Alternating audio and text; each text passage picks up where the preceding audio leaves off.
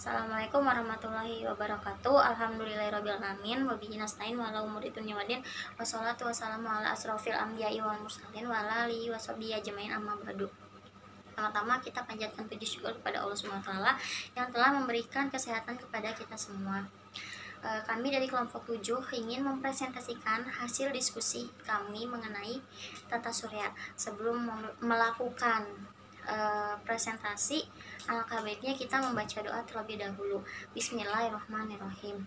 Dan izinkan saya untuk memperkenalkan anggota kelompok saya, yaitu yang pertama saya sendiri, Dita Rizky Anggraini, dan ada teman saya Sri Inggit Rahayu, Widiesti Soraya Salsabila, Raila Febrianti, dan yang terakhir ada Salsa Ayu Faradiba. Oke, jadi materi yang akan kita bahas pada hari ini yaitu mengenai tentang tata surya. Nah, materi yang akan saya bahas yaitu tentang teori pembentukan tata surya. Jadi tata surya apa sih? Itu kan mungkin teman-teman semua ada yang belum mengetahui tata surya itu apa. Jadi tata surya adalah bagian dari benda langit yang terdiri dari matahari, 8 planet, komet, asteroid, dan meteorit. Nah, tata surya juga bisa disebut sebagai sekumpulan benda-benda langit dan matahari sebagai pusatnya. Kemudian yang pertama ada teori nebula. Jadi proses bagaimana terjadinya bumi dan tata surya kita telah lama menjadi bahan perdebatan di antara para ilmuwan. Banyak sekali pemikiran-pemikiran yang telah dikemukakan untuk menjelaskan terjadinya planet-planet yang menghuni tata surya kita.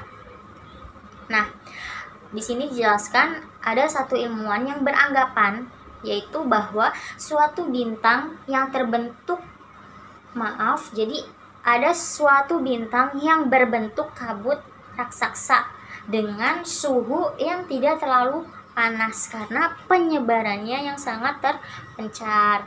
Kemudian benda tersebut sebagai awal mula dari matahari, digambarkannya sebagai suatu benda atau massa yang bergaris tengah 2 bilion mil yang berada dalam keadaan berputar. Nah, gerakan tersebut menyebabkan matahari ini secara terus-menerus akan kehilangan daya energinya dan akhirnya mengkerut.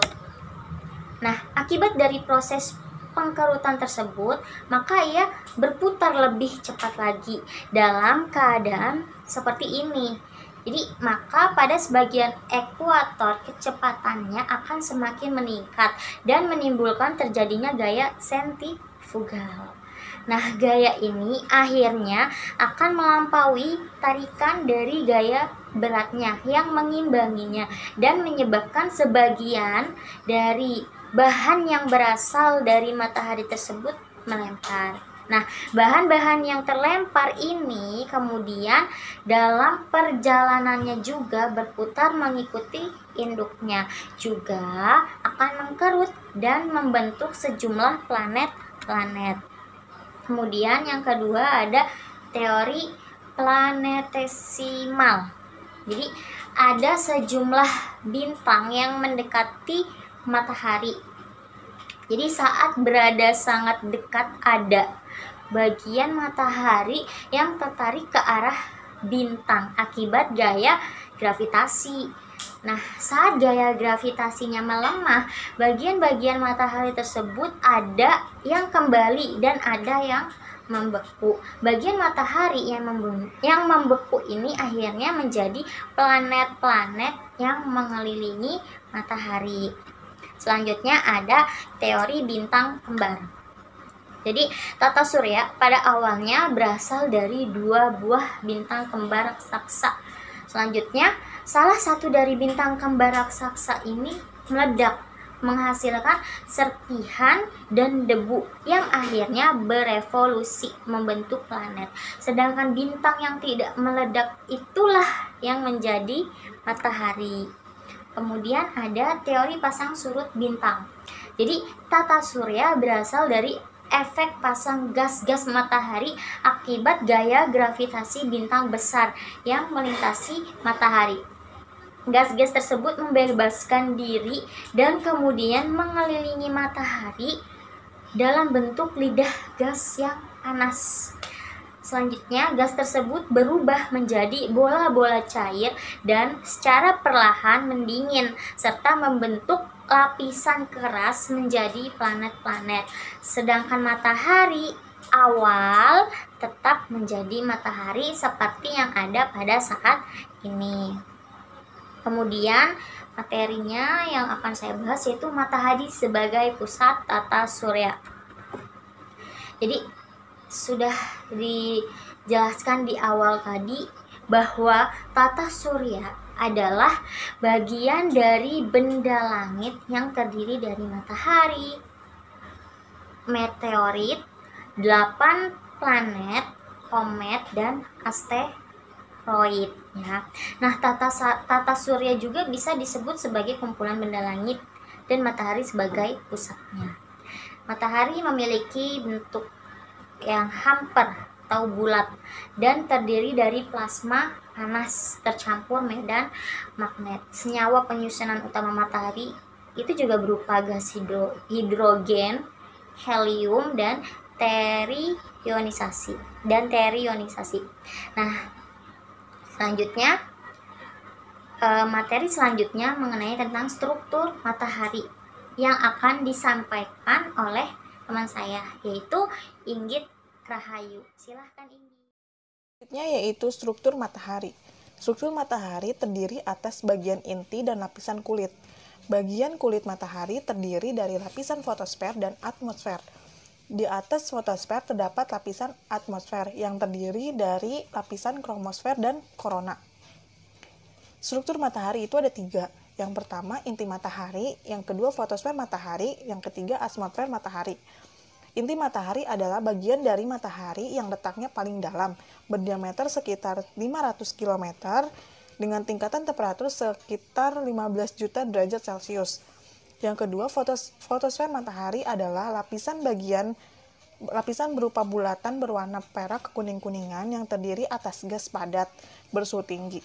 Pada fotosfer matahari terlihat adanya bintik atau noda besar hitam berdiameter 300.000 km.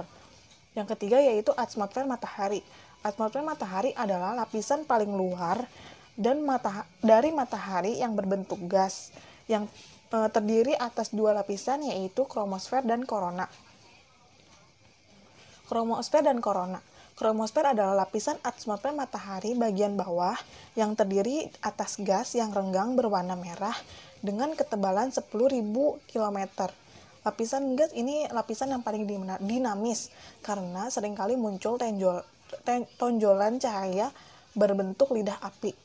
Dan selanjutnya itu korona. Korona adalah lapisan atmosfer matahari bagian atas yang terdiri atas gas yang sangat renggang, berwarna putih atau kekuning kebiruan, serta memiliki ketebalan mencapai ribuan kilometer. Nah, selain itu ada pula manfaat dan peran matahari, yaitu yang pertama, panas matahari memberikan suhu yang sesuai untuk keberlangsungan makhluk hidup di bumi. Yang kedua, cahaya matahari dimanfaatkan secara langsung oleh tumbuhan berklorofil untuk fotosintesis. Yang ketiga, pergerakan rotasi bumi menyebabkan adanya bagian yang menerima sinar matahari dan ada yang tidak.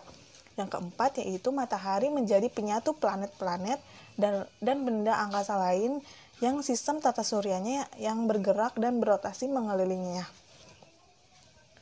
Nah, selanjutnya itu ada planet-planet. Planet adalah benda langit yang gelap, tidak mempunyai cahaya sendiri, dan selalu beredar mengelilingi sebuah bintang sejati yaitu matahari. Dalam urutan menurut jaraknya dari matahari, yaitu urutannya pertama Merkurius, Venus, Bumi, Mars, Jupiter, Saturnus, Uranus, dan Neptunus. Klasifikasi ketiga berdasarkan ukuran dan komposisi penyusunnya, yaitu planet kebumian dan planet besar. Planet kebumian itu meliputi Merkurius, Venus, Bumi, dan Mars. Sedangkan planet besar yaitu Jupiter, Saturnus, Uranus, dan Neptunus. Setiap planet berputar mengelilingi matahari dalam sebuah elips raksasa yang terlihat sangat mirip sebuah lingkaran. Nah, planet itu ada 2, planet inferior dan superior. Planet inferior adalah planet yang orbitnya terletak di dalam orbit bumi dalam mengelilingi matahari, yang termasuk kelompok planet inferior yaitu Merkurius dan Venus. Planet superior adalah planet yang orbitnya terletak di luar orbit bumi dalam mengelilingi matahari, yang termasuk kelompok planet ini yaitu Mars, Jupiter, Saturnus, Uranus, dan Neptunus. Sekian dan terima kasih. Selanjutnya dilanjutkan oleh Disti. Selanjutnya, yang pertama ada Merkurius. Merkurius dikenal dalam bahasa Arab sebagai Utarid dan dalam bahasa Sanskerta disebut Lintang Buddha. Merkurius adalah planet yang letaknya paling dekat dengan matahari. Jarak rata-ratanya dari matahari kurang lebih 58 juta kilometer. Merkurius beredar mengelilingi matahari dalam waktu 88 hari. Mirip dengan bulan, Merkurius mempunyai banyak kawah dan juga tidak mempunyai satelit alami serta atmosfer. Yang kedua ada Venus. Planet Venus dikenal dalam bahasa Arab dengan Zuhara dan dalam bahasa Sanskerta disebut Sita. Venus adalah bintang yang sangat terang yang selalu nampak di langit bagian barat pada waktu matahari terbenam, bintang senja, dan di langit bagian timur pada waktu matahari terbit atau bintang fajar. Ukuran dan massa Venus mirip dengan bumi.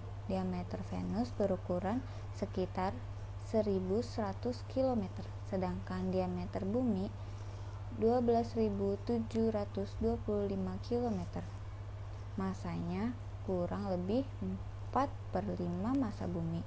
Kepadatannya sekitar 1100 km, sedangkan diameter bumi 12.725 km. Masanya kurang lebih 4/5 massa bumi. Kepadatannya sekitar 9/10 dari kepadatan planet bumi.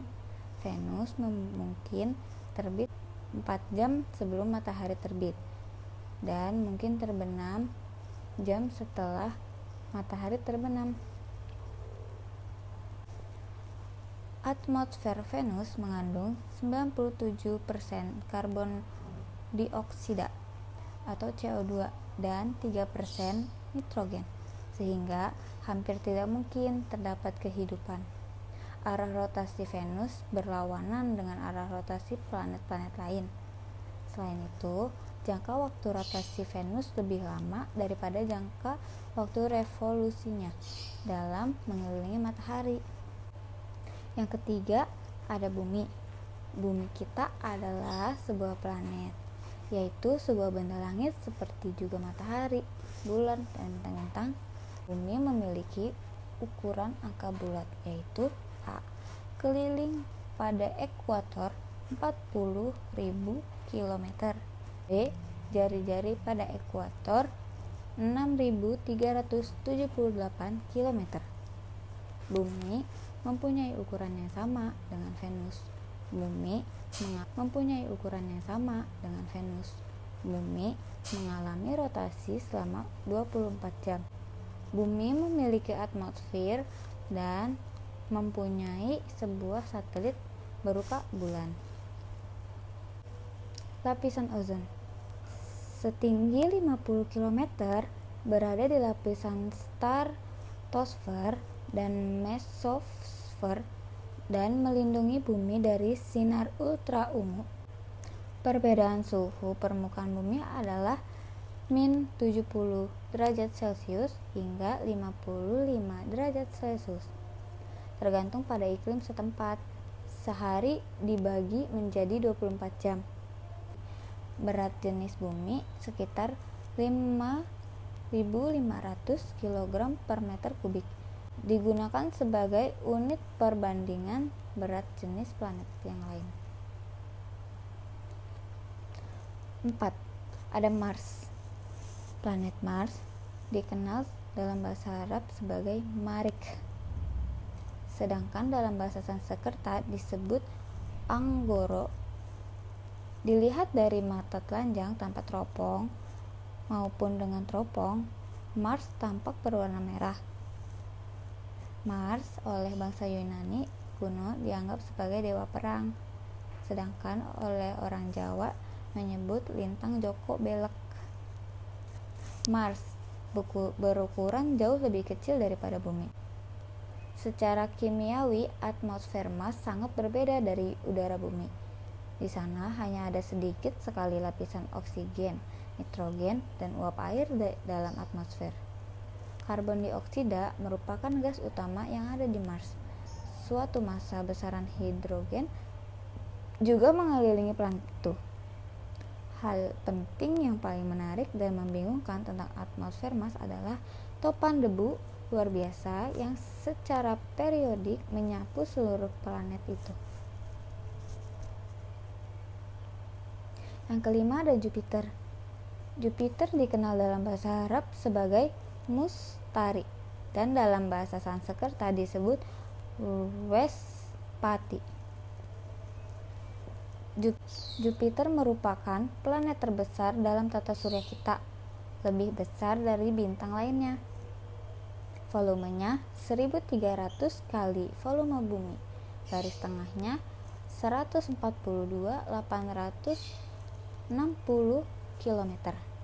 Sebagai perbandingannya, garis tengah Bumi kurang dari 13.000 km.